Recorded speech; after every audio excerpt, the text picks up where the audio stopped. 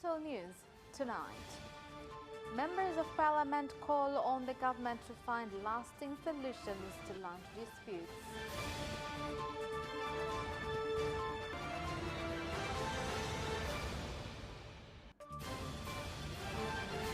The governments of Tanzania and Uganda have launched the Kikagati Power Project.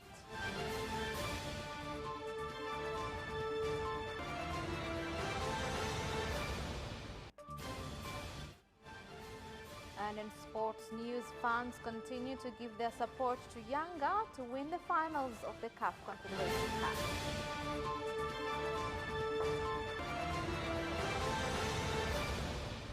Good evening, this is Capital News at 9:30. My name is Khadija Zimbwe. First, the national news. Land disputes in various parts of the country have been the focus of debate by members of Parliament reacting to the tabled budget estimates of the Ministry of Land, Housing and Settlement Development for the financial year of 2023-2024, with MPs calling on the government to find lasting solutions to the disputes that includes allocating sufficient funds for land surveying. Survey our land properly so that we could evade land conflicts. People goes through a lot whenever they are doing investments, because anytime they will be removed from where they used to cultivate. Some people are forced to vacate from their forefathers' land. Why do we allow such kind of inconveniences? Sisi wa Matengo kule mambo ya mavita haya hatujazoea, lakini watu wametupiga marisasi pale.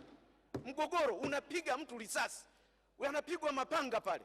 Kwa nini iwe hivyo? Kamati ya mawaziri nani inapokwenda kwa wananchi kwa lengo la kutoa mrejesho wa maazimio ya baraza la mawaziri kuhusiana na tatizo la migogoro iliyobainika, ihakikishe wananchi na wawakilishi wao wanashirikishwa kikamilifu. Hadi kufikia tarehe 15 Mei 2023 till 15th May 2023, more than 2,000 land conflicts were resolved and also updated their information in our systems from regional to council levels. Halmashauri ili kuwa na taarifa sahihi za migogoro ambayo imetatuliwa na kumalizika, lakini na ile inayoendelea. With less than a month remaining until the government budgets for the 2023-2024 financial year is unveiled, citizens have been giving their expectations, with some hoping that it will address taxes that are contributing to economic hardships, and others calling for improvement of healthcare services as well as creation of employment for youth in the country.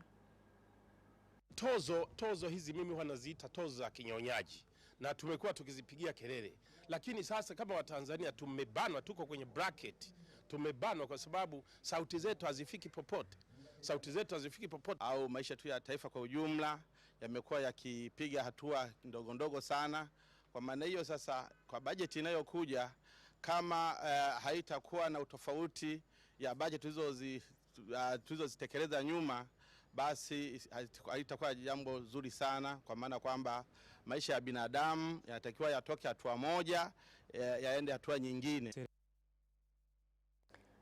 In Morogoro Municipal, pandemonium broke out at Kilongo B Street in Mkundi Ward after a notice of demolition was placed on residents' houses, instructing them to demolish them as they have invaded land belonging to an investor identified as Bachol.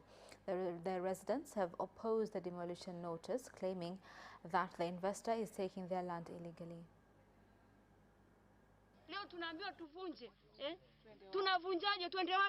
How can we demolish our houses that easily? In those houses there are children, elders, and some people are sick. Where shall we go to? Baada ya kumuita Bacho, alichosema aliuziwa na uongozi wa serikali ya kwanza hizo eka 12, lakini hizo zingine aliuziwa na watu tu ambao tofauti. Lakini cha kushangaa, dokumenti zingine zinasema ziko Kiegea eka 4. Zingine ziko Mgulu wa Ndege. Kwa hiyo mimi mwenyewe kama mwenyekiti, hilo swala silitambui kama na eka 24. Tunalalamika kwamba kuna vibao vimebandikwa. Ndio. I'm here to assure you that do not fear. The police force is here to protect your security and assets. Lakini tunazungumzia topic ya wale wavamia eneo hili hapa. Kwa sababu tunatumia hekima na busara. Mimi nitabadilisha mipango yangu ikiwa tutakubaliana basi. I'm talking about those who have invaded the land.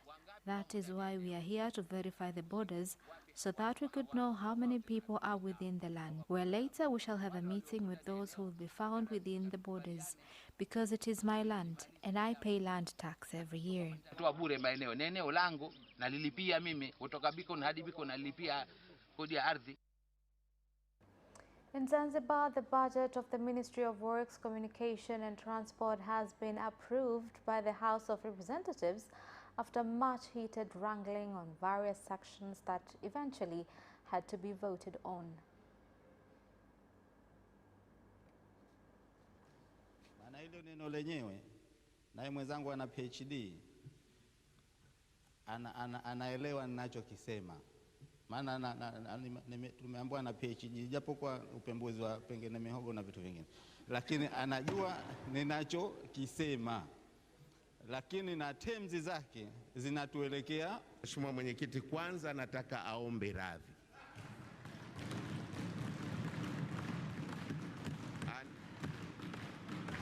Aniombe radhi Mheshimiwa, kwa sababu kadhalilisha profession yale maneno ya ile taaluma tu ya ambayo bahati nzuri yeye hana.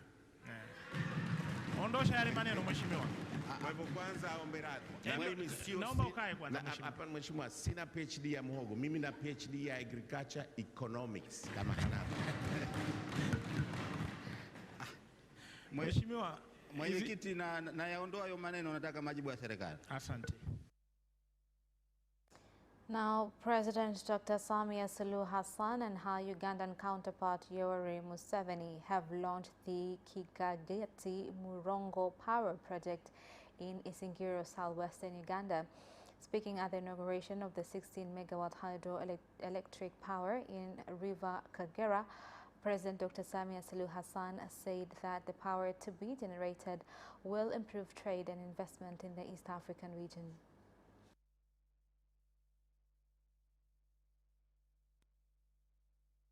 Now, a team of researchers from Tanzania Wildlife Research Institute, TAWIRI, is implementing a special operation aimed at removing bats in various parts of Dar es Salaam city, with the operation starting in Kivukoni ward.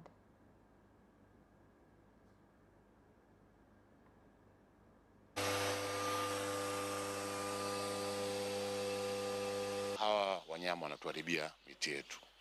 Wakishahamia kwenye mti mmoja wala hauchukui muda mrefu, unakuta majani, matawi yanaharibiwa na hatimaye mti unakufa. Yaani hatuna taa na hawa popo. Kuhusu wanavyokaa, wateja wetu wakija kula chakula nashindwa kula kwa raha kwa sababu ya popo.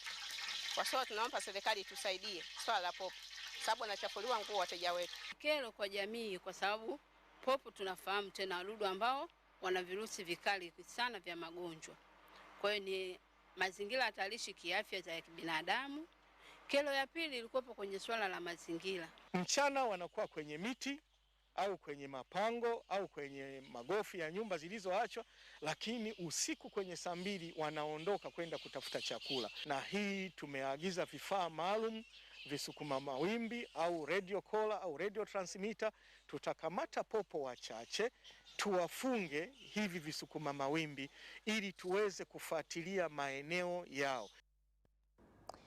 Refugees from Burundi at Nduta camp in Kibondo district, Kigoma region have launched on the UN High Commission for Refugees, UNHCR, and the government of Tanzania to provide them with cash incentive announced to be given to every refugee willing to be repatriated, but to also assure them of their security upon their return in Burundi.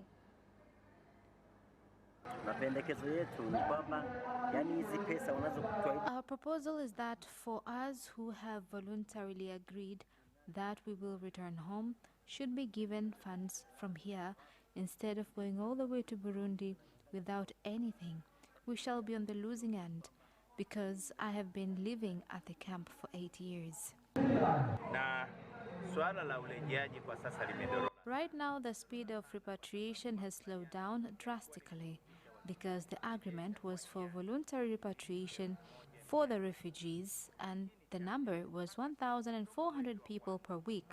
Surprisingly, since January this year, only 1,100 refugees were returned home. Lilivyo kubwa. Na kwa maana hiyo ukiangalia hesabu tunajikuta kwamba wastani tunaorejesha sasa kwa mwezi ni watu 239. So as I said, the first decision was to move from facilitation technical in Dar es Salaam.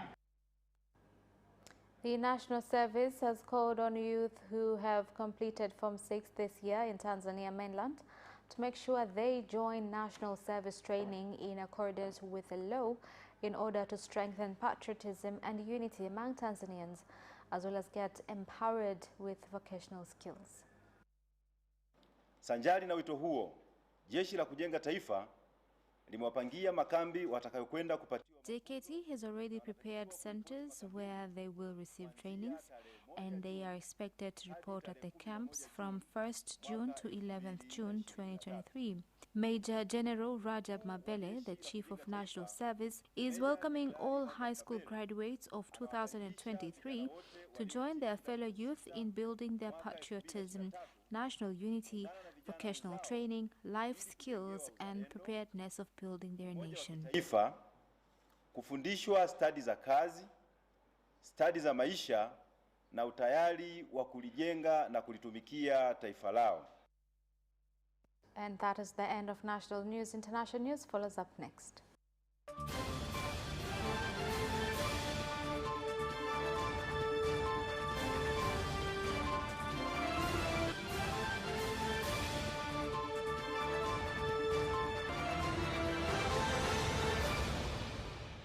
Welcome back, and in international news, the government of Burundi is taking measures to address the problem of fuel scarcity, whereby this week 58 fuel trucks carrying petrol have arrived in Bujumbura.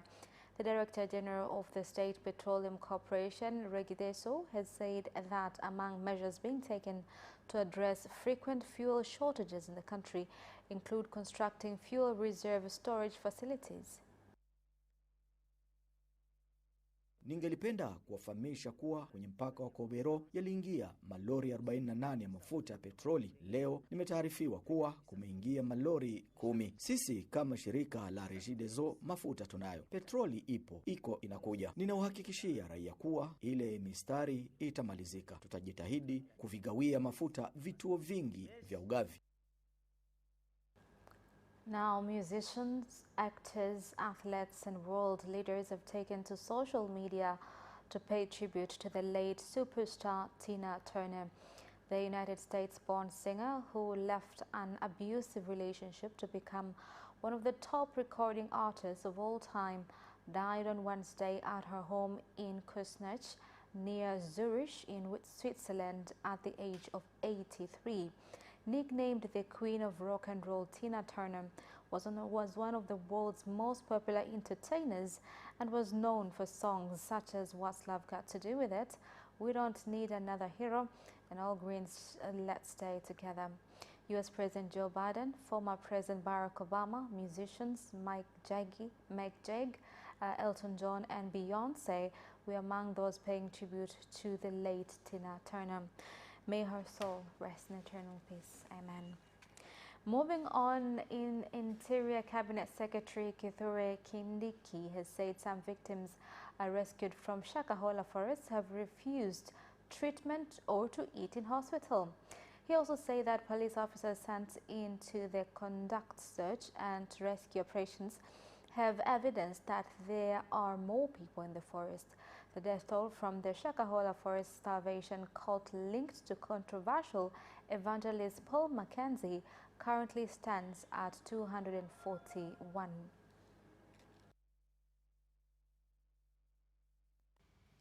Until now, the total number of bodies that we have recovered from Shakahola forest since this exercise began stands at 241. Yesterday, we lost one of the persons who had been rescued from Shakahola forest and taken to hospital for stabilization. because they continued to resist eating. We have been able to rescue 91 persons. Of course, now one of them has died. We have been able to take DNA samples from 93 cases. We have been able to reunite 19 victims with their families, and we have been able to arrest 34 persons. I also want to clarify as follows, that the search and rescue mission has never been interrupted. In fact, we want to even upscale it a little more effective immediately. We believe, other than the additional graves that we have evidence and we have data showing that there are more graves there, we also believe there are more people, more victims who are holed up in that forest. And our experience in the last 2-3 weeks has shown some of the victims are attempting to escape from both the Mackenzie land, the so-called Mackenzie land, and also from Chakama Ranch generally. And we have been able to intercept some of them and rescued them as they headed to.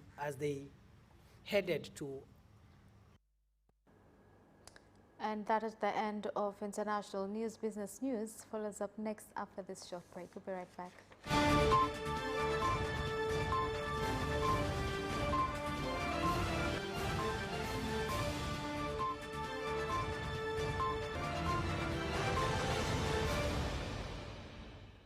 Welcome back, and in business news tonight.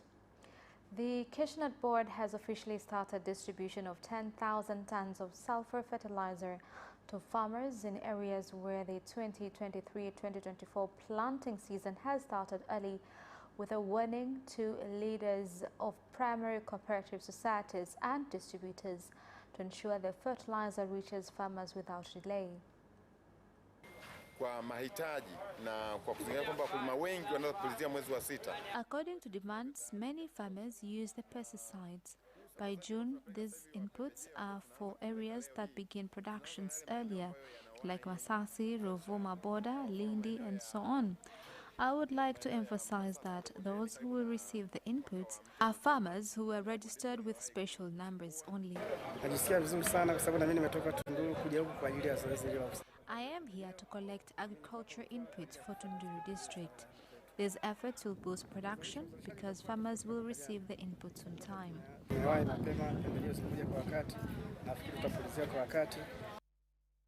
Tanzania Revenue Authority in Rukwa region has surpassed its revenue collection target for the 2022-2023 financial year after collecting 20.8 billion shillings, equivalent to 103% compared to 20.2 billion shillings target. TRA in Rukwa region in this financial year, to date, we have collected 20.8 billion shillings, comparing to the target, which was 20.2 billion shillings. In that case, TRA will fulfill its targets for the funds and even beyond. Wamesema ni mtoaji wa elimu, basi tusaidie kuendeleza hiyo elimu kwa wananchi wangu wa Rukwa, na hasa ile vitendo vya kukwepa ushuru kwa kuingilia njia za panya, hasa wanaokuwa wanaingia kutoka nchi jirani. Executives and specialists from NMB Bank have met the NMB Business Forum in Arusha region with the aim of building the members' capacity to grow their businesses. Tunaweza kutoa bilioni 180 kwa mteja mmoja na bado tukaendelea kuhudumia wateja wengine. Hizo ni sheria za benki kuu. Lakini ninavyozungumza sasa hivi, uwezo wetu wa benki NMB ni uwezo wa kutoa shilingi bilioni 250 kwa mteja mmoja. Hii ni benki kweli ya kushukuriwa kwa sababu inafanya mambo mazuri sana. Inasaidia watu wa hali ya chini na watu wa hali ya juu, wote inafanya kazi nao. Isipokuwa kuna shida tu kwenye pasenti za utoaji wa hela. Ukitoa hela NMB, pasenti ile unaikata inakuwa ni kubwa sana. Kwa hiyo kwa kweli inatuathiri, tunawashauri kidogo wafanye zile pasenti zirudi kidogo ili tusiweze kuumia kwa hali ya uchumi ilivyokuwa ngumu kwa sasa hivi. Sesame farmers from Magamba Ward in Songwe district have agreed to sell their crops through the warehouse receipt system after opposing the procedure early this week. This follows the government's intervention of providing them with education on the benefits of the warehouse receipt system. Kutoka kuukataa na hasa sasa kuanza kuukubali rasmi ni kwa sababu ya neema ya bei kubwa. Tunawashukuru sana wanunuzi, wamekuja na bei kubwa. Wananchi hawataki maneno, wanataka bei kubwa kwenye zao la ufuta. Wananchi sasa hivi wanahangaikia mifungashio na minada isiwe mbali sana, kwa sababu wao mpaka sasa hizi wanataka hela. Yaani minada isichukue muda mrefu, iwe kati ya siku 4 au siku 5 wauze ili wapate pesa. And that is the end of business news. Sports news follows up next.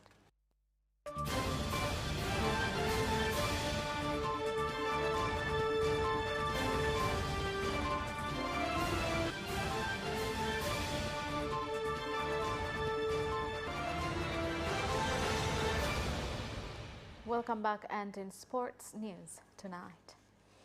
As the CAF Confederations Cup final looms, younger fans have continued to express hope of lifting the cup, with the first game to be played at the Benjamin Mkapa Stadium this Sunday. Finali ambayo taifa la Tanzania linajua. Leo serikali imeenda kwenye mbio za mwenge, lakini kauli mbiu Yanga nao lazima wabebe kombe la shirikisho. Kwa hiyo kikubwa si vya kusema kwamba maandalizi yote yametimia, na kinachohitaji ni muda na saa tu ya kuweza kusema leo ndio leo kivumbi na jasho. Afadhali sisi tulicheza michuano hii kufika finali kombe, hata kama tukulichukua, lakini ilikuja Tanzania. Lakini ile kombe la Yanga hata Tanzania haliji. Mbona hii finali hewa? Now, Italy's ambassador in Tanzania, Marco Lombardi, has expressed confidence on Inter Milan can win the Champions League final against Manchester City. To have like a football team in every competition, because we have a Champions League final, Europa League final, and Conference League final. There is an Italian team, so it's a clear sign of the fact that football in Italy is still alive, and we are great players. So let's hope that there will be 3 wins. And boxing coach Habib Kinyogoli believes his boxers will win the May 27th fight at the Warehouse Masaki Hall in Dar es Salaam, where Ibrahim Class will fight Said Chino. Na hivi vile tunasema inategemea ya kwake hivi, au labda anajitengenezea mwenyewe. Hiyo knockout anasema mbaya. Kama mbaya sitakuwa nzuri kwetu. Mimi wa muda wangu nimechukua michezo hii kwa kidogo, mara kesho mara kesho kutwa, mwezi mmoja tunadhani inatosha. Well, that sports item ends our news bulletin for tonight. My name is Khadija Zimbwe. Thank you for watching, and good night.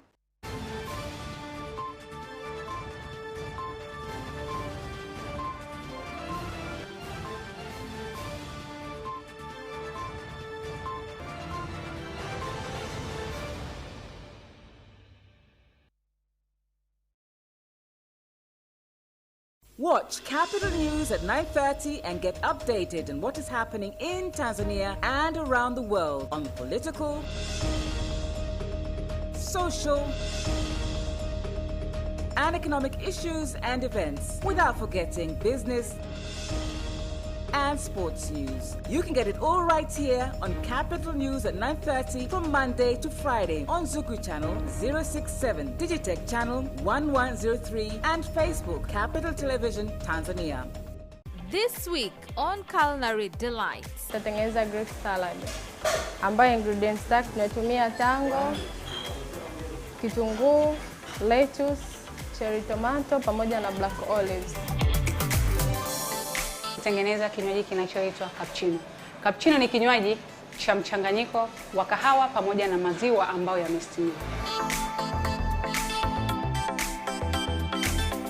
Yeah, actually this is a carrot puree. Okay. And this is beetroot puree. Okay. And grilled vegetables. Mm-hmm. And our homemade mushroom sauce. Okay. And the grilled lemon chicken. We use chicken breast. Okay. And our secret marination. Okay. Yes, it's coming with butter puffs in the rice. And if you have choice, we have mashed potato, sauteed vegetable, potato vegetables. Do not miss for more this Sunday at 7:30 p.m. only on Capital Television, your channel of choice.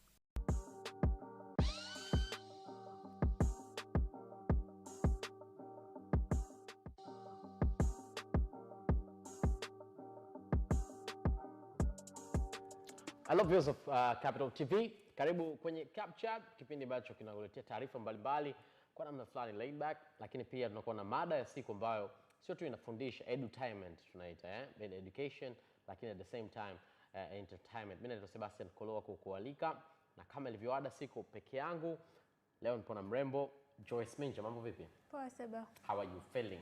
I'm feeling May. How is May for you? Unajua mimi May ni mwezi wangu wa birthday, kwa hiyo unakuwa mwezi msafi kabisa. Yeah, mwezi burudani. May imeenda poa sana. Imekuwa ni mwezi ambao na shughuli vya kwenda kula nini. Nimekula sana. Na wewe unapopenda kula, mtu hawezi kujua akikuangalia. Anaweza kujua labda unapenda kuvaa au nini. Hawezi jua. Hawezi jua. Kula ni kipaji changu kabisa. Anyway, leo tuna stories nyingi za kuzungumza hapa, na kama nilivyosema tutazungumza kuhusu mada yetu ya siku ya leo. Na leo tutazungumza kuhusu peer pressure. Now this is almost every time thought about as a negative thing, peer pressure. But I tell you, it's not only negative. Na leo tutalizungumza hapa. Kwa nini peer pressure sometimes inaweza kuwa na faida au hasara? Na kwenye #+255 tutazungumza kitu ambacho wanawake wanakifanya sana. Hii michezo inaitwa michezo ya pesa. Anyway, lakini tuanze na habari. Na tunaanzia kule DR Congo ambako waziri wa elimu, sio tu waziri wa elimu, amefanyaje? Ametangaza matokeo? Hapana. Ameongeza kiwango cha elimu? No. Amempa ujauzito naibu waziri wake. Let that sink in kwanza. Hebu iache hiyo ingie kichwani kwako kwanza. Waziri wa elimu ana naibu waziri wa elimu, si ndio? Yes. Kumbe they have been in a relationship for a while. Amempa ujauzito. How does that look? Wewe uliposikia tu kwanza hivyo unajisikiaje? Unaona kuna changamoto au unasema lakini safi, ndio vizuri. Elimu itaenda mbele zaidi kwa Kongo. Mimi kwa upande wangu sijaichukulia vibaya sana kwa sababu nimewaza wote ni watu wazima.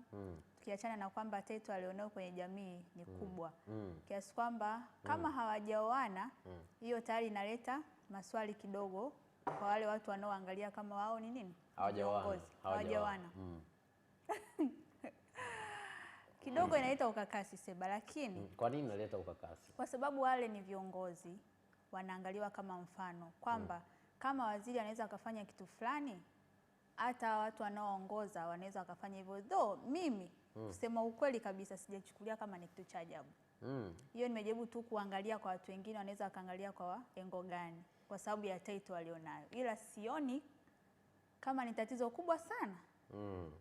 Hata mimi sikuwa naona kama ni changamoto kwa sababu walikuwa wanasemekana kwamba walikuwa wapenzi kwa muda fulani. Changamoto pekee niliona ni sababu waliotoa waziri. Kidogo hiyo ndio kidogo imenipa kidogo changamoto, nikawaza kwamba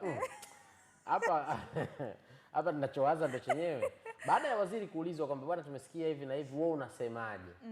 Yeye sentence yake ya majibu ilikuwa hiyo ni ajali kazini. yani hiyo ndio statement. He said it's an accident at work. Yani kabisa amesema hivyo. Hii ni ajali kazini. Yani kwa kawaida ukisikia kitu kama ajali kazini maana ni bahati mbaya, si ndio? Imetokea. Baada ya statement hiyo ya waziri, una chochote cha kubadilisha kwenye msimamo wako kuhusu? Ninacho. Tena mimi nitasimama kwa upande wa huyu mwanamke kwa sababu ajali sio kitu kizuri. Ajali ni kitu kibaya. Alafu kwa kitu lakini hii inaitwa ni figure of speech. The figure of speech kusema ajali kazini, yani lakini mara nyingi ajali kazini bahati mbaya, si ndio? Ukisema hivyo ina maana hiki kitu kimetokea bahati mbaya kwamba na wewe hupendi, hujapenda ila kimetokea tu. Kwa hata mimi partner wako ambaye na wewe ujauzito wako nitajisikia vibaya. Hata kama dada naye alikuwa amemwambia sema hivyo kwamba ni ajali kazini. Labda yeye hakutaka. Jamaa yeye alikuwa ajui lakini sasa kwa hapo kwa sababu ya kwanza wameshatufanya tuwe na maswali kichwani. Sababu ya pili ni sababu aliyotoa yeye. Bora tungeendelea kuwa na ile picha ya kwanza japo ina ukakasi kidogo, japo sio sana, lakini hii angetupa kitu ambacho hakitupi tena maswali mengine. Angetupa sababu ino make sense kidogo kwamba labda tumeamua au labda okay, sawa, unachosema ni sahihi.